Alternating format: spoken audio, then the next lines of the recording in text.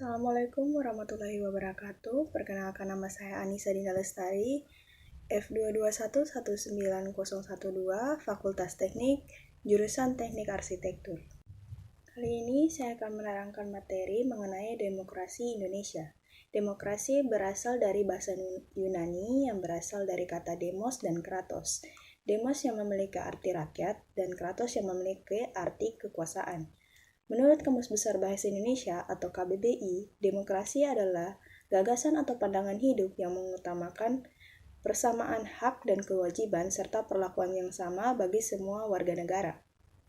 Berikut adalah pengertian demokrasi menurut para ahli. Yang pertama, demokrasi menurut Montesquieu. Kekuasaan negara harus dibagi dan dilaksanakan oleh 3 lembaga atau institusi yang berbeda dan terpisah atau satu sama lainnya, yaitu yang pertama legislatif, yang merupakan pemegang kekuasaan untuk membuat undang-undang. Yang kedua, eksekutif, yang memiliki kekuasaan dalam melaksanakan undang-undang. Dan yang ketiga adalah yudikatif, yang memegang kekuasaan untuk mengadili pelaksanaan undang-undang. Dan masing-masing institusi tersebut berdiri secara independen tanpa dipengaruhi oleh institusi lainnya.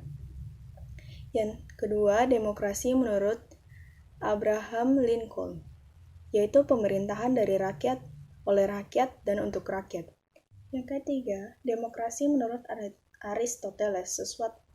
Suatu kebebasan atau prinsip demokrasi ialah kebebasan karena hanya melalui kebebasanlah setiap warga negara bisa saling berbagi kekuasaan di dalam negaranya. Aristoteles pun mengatakan apabila seseorang hidup tanpa kebebasan dalam memilih cara hidupnya, maka sama saja seperti budak. Yang keempat adalah demokrasi menurut Harris Scott. Ialah suatu bentuk pemerintahan rakyat karena kekuasaan pemerintah melekat pada rakyat juga merupakan HAM bagi rakyat untuk mempertahankan, mengatur, dan melindungi dari setiap paksaan dalam suatu badan yang disertakan oleh pemerintah. Yang kelima, demokrasi menurut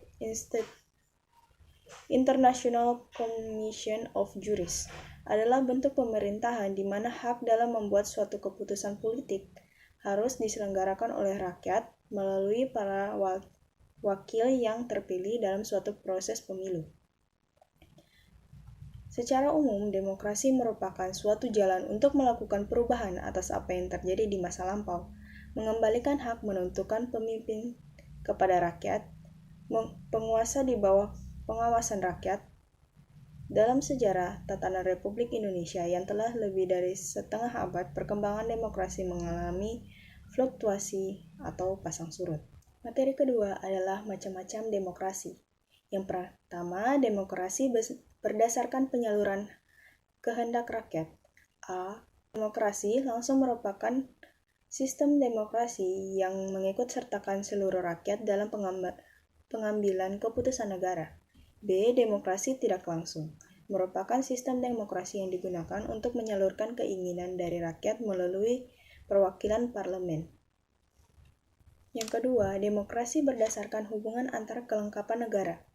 A. Demokrasi perwakilan dengan setiap referendum merupakan sistem demokrasi yang dimana rakyat memiliki perwakilan untuk menjabat di parlemen, namun tetap dikontrol oleh referendum.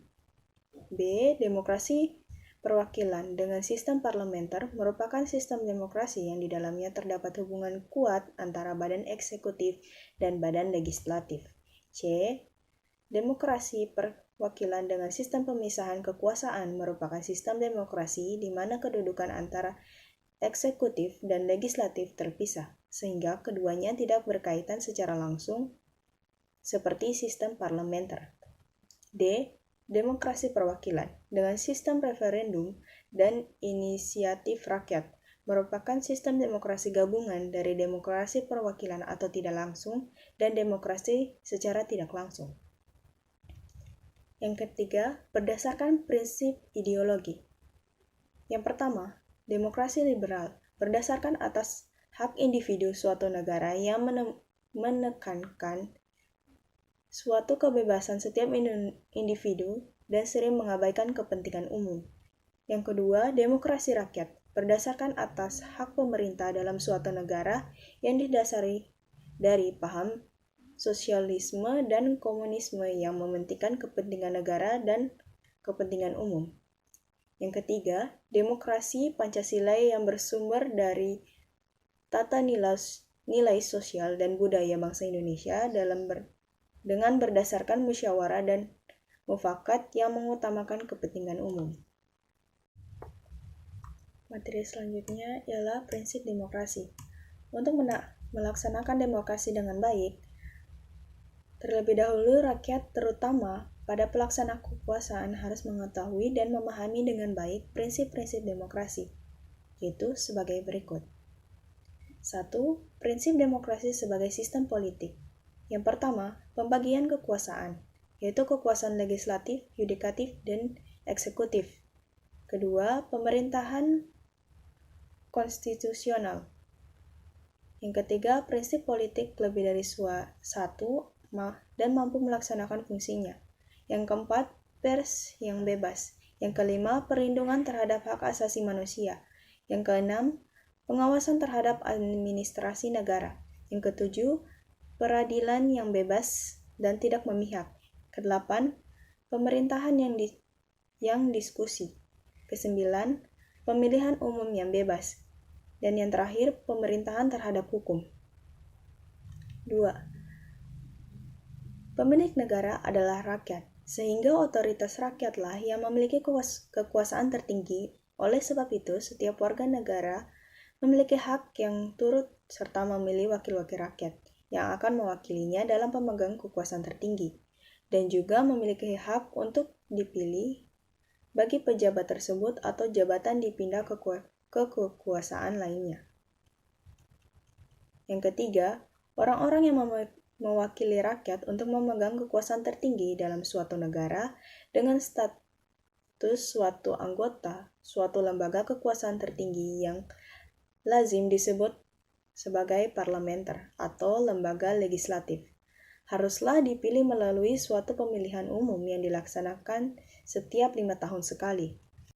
Keempat, tidak boleh adanya keistimewaan kepada seseorang atau kepada golongan atau partai tertentu.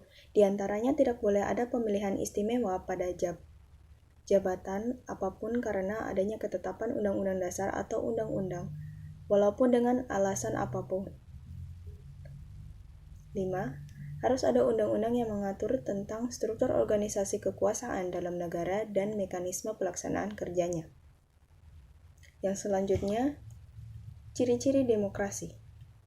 Ciri-ciri yang menggambarkan suatu pemerintah didasarkan oleh sistem demokrasi seperti ciri konstitusional ialah hal yang terhubung dengan kepentingan, kehendak, atau kemauan atau kekuasaan rakyat yang dituliskan dengan konstitusi dan undang-undang negara tersebut.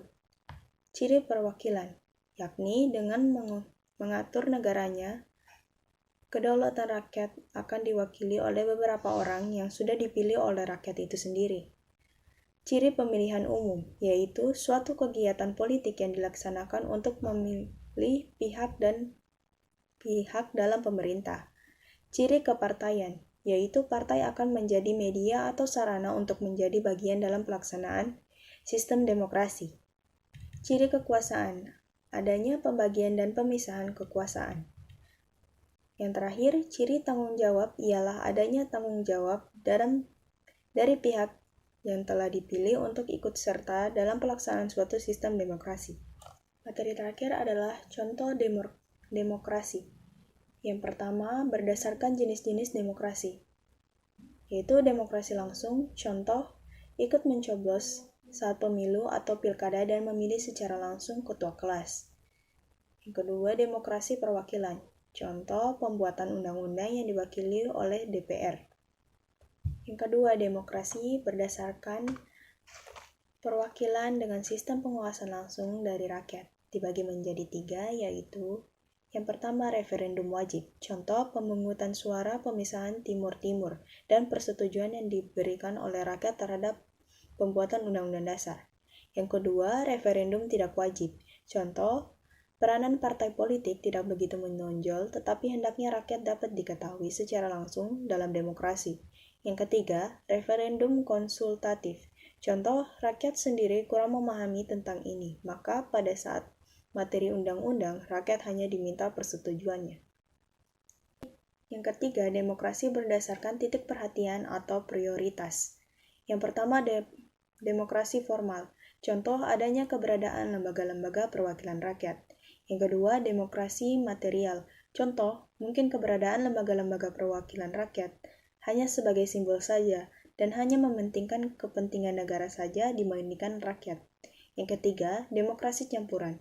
Contoh, rakyat memilih wakil di DPRD, kemudian wakil dikontrol oleh rakyat dengan sistem referendum. Yang keempat, demokrasi berdasarkan prinsip ideologi. Yang pertama, demokrasi liberal. Contoh dalam demokrasi ini adanya sistem multipartai dan demokrasi ini telah mendorong untuk lahirnya partai-partai politik.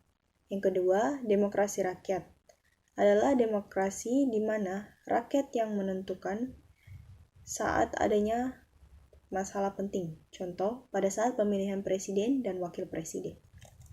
Kesimpulan dari materi ini adalah demokrasi adalah gagasan atau pandangan hidup yang mengutamakan persamaan hak dan kewajiban serta perlakuan yang sama bagi semua warga negara. Demokrasi adalah bentuk atau sistem pemerintahan yang segenap rakyat turut serta memerintah dalam perantaraan wakil-wakilnya atau pemerintahan rakyat. Kata demokrasi seiring waktu memiliki sangat banyak pengertian, namun di antara banyak pengertian yang berbeda terdapat juga sejumlah persamaan penting yang menunjukkan universalitas konsep demokrasi berdasarkan kriteria-kriteria yang menjadi pencerminan dalam perwujudan konsep tersebut. Terima kasih atas kesempatan yang telah diberikan. Wabillahi taufiq hidayah. Wassalamualaikum warahmatullahi wabarakatuh.